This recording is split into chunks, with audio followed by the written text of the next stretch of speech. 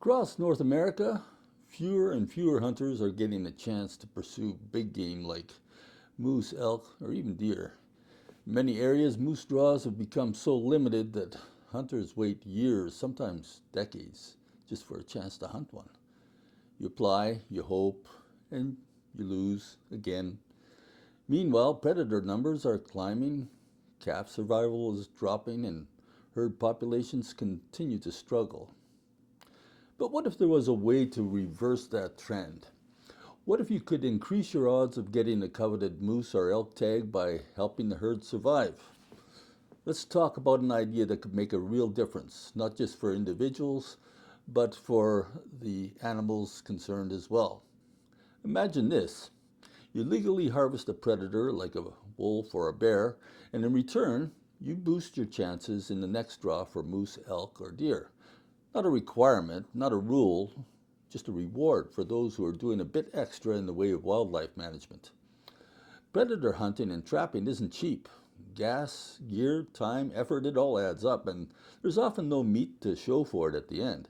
That's a big reason why many hunters take a pass on hunts solely aimed at getting predators, right? But what if these efforts came with the possibility of helping you to fill your freezer? Now, before we go any further, I want to make one thing clear. I am not one of those people who posts horrific images on social media of coyotes and other predators taking down deer, elk, and moose in merciless ways, declaring we have to go to war with these animals to stop the carnage, as if it was in the name of justice. Statements like that don't stem from real understanding. They actually communicate the opposite. Hunting predators is not superhero role-playing out battling the forces of evil. Predators are just animals doing what they're designed to do. They're not people and should not be judged as such. So that out of the way, let's continue. In a healthy ecosystem, about 30 to 50% of moose calves survive their first year. But in predator-heavy areas, that number can drop below 25%. Deer and elk fawns also face similar struggles. But here's the part we often overlook.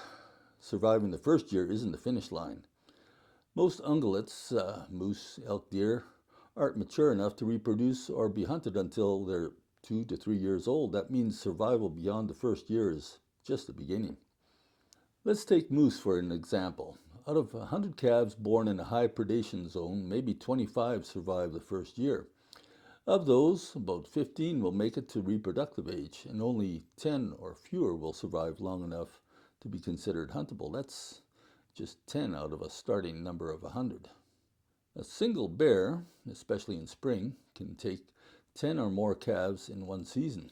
That could work out to 3 to 5 fewer breeding age animals from that future herd from just one bear. And bears tend to focus on calving areas, so the effect is localized and intense. Wolves are even more impactful. One adult wolf can take 25 to 40 ungulates a year, and that includes healthy adults, not just calves. That's not just lost reproduction, that's lost harvest opportunities year after year. And when you consider that wolves hunt in packs, their pressure on herds can almost wipe out entire populations in bad years. Based on reasonable estimates and an area having a population of 100, let's say, removing a single bear could allow wildlife managers to confidently issue licenses for an additional 3 to 5 ungulates due to improved calf survival. Removing a wolf, with its significantly higher impact on ungulate populations, could result in 10 to 20 additional animals surviving per year, meaning 5 to 10 more licenses could potentially be issued over time depending on region and herd health. And here's something to not overlook. Trapping counts too.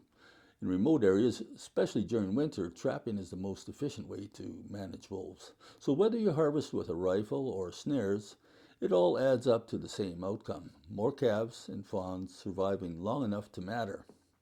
With this proposed system, you're still doing what you love, being out in the field, and at the same time, you're increasing your chances of drawing that moose tag you've waited years for. It's good for the hunter, good for the herds, and good for the future of our hunting traditions.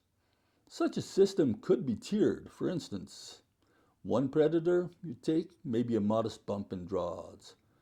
2 or more, greater priority. Perhaps even early access in high demand zones could be thrown in. You contribute more, you get more. Seems fair, right?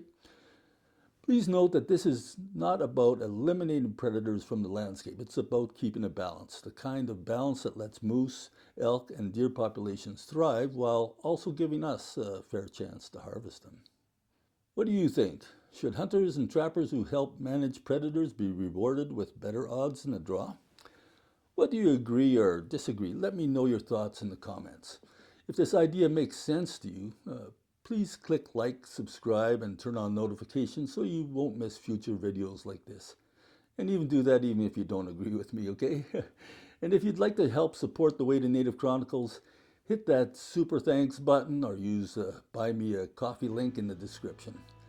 This is the Way to Native Chronicles. God bless, and keep your boots dirty and your conscience clean.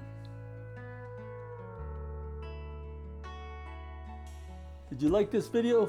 If you did, I think you're going to like this one right over here. So check it out. And I appreciate your subscribing if you haven't done so already. Remember to do that while you're watching this next video. Click like, it all helps us out for this channel. Catch you next time.